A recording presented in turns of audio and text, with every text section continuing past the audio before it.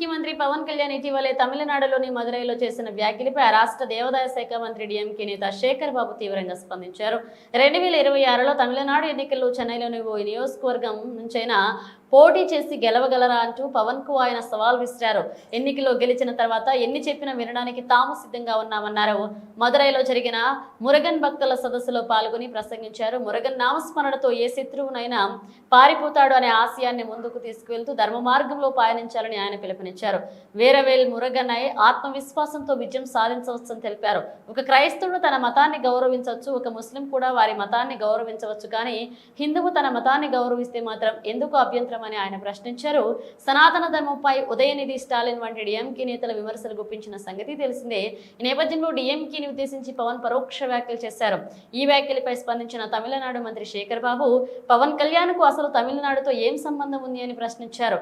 మమ్మల్ని ప్రశ్నించడానికి ఆయన ఎవరు అంటూ ఆగ్రహాన్ని వ్యక్తం చేశారు.